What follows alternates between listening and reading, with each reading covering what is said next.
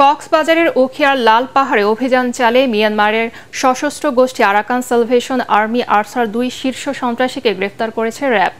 তাদের কাছ থেকে উদ্ধার হয়েছে বিপুল পরিমাণ অস্ত্র, বিস্ফোরক, গ্রেনেড ও রকেট শেল। কক্সবাজার প্রতিনিধি মোয়াজ্জেম হোসেন শাকিলকে সাথে নিয়ে রিপোর্ট করছেন মাহমুদুর রহমান। ওয়ালটন এসিতে ইনস্টলেশন একদম ফ্রি।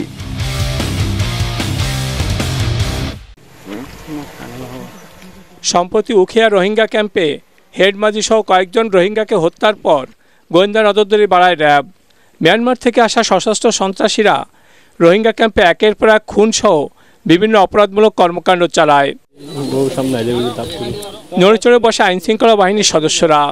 তারই ধারাবাহিকতায় সুনির্দিষ্ট তথ্যের ভিত্তিতে উখিয়ায় মিয়ানমারের সন্ত্রাসী সংগঠন আরসার আস্তানা শনাক্ত করে র্যাবের গোয়েন্দারা। অভিযান শুরুর আগে মঙ্গলবার মধ্যরাতে পুরো লাল পাহাড় ঘিরে ফেলে র্যাব।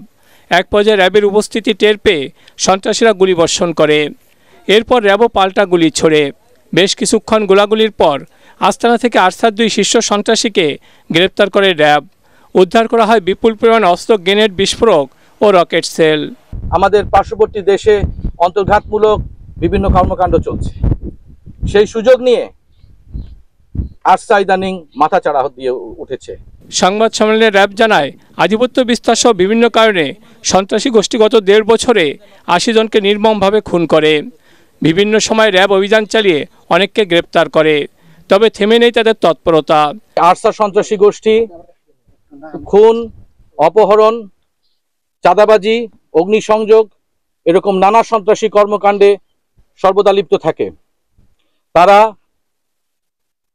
ক্যাম্পে বসবাসরত যে রোহিঙ্গা গোষ্ঠী আছে, সাধারণ জনগণ আছে, তাদের উপরে আধিপত্য বিস্তারের চেষ্টা করে।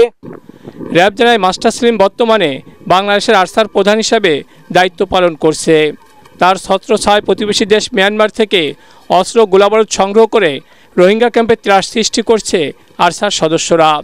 পরে র্যাবের অভিযানে উদ্ধার হওয়া গ্রেনেড, বিস্ফোরক ও রকেট সেল সেনাবাহিনীর বোমা নিষ্ক্রিয়করণ দল নিষ্ক্রিয় করে।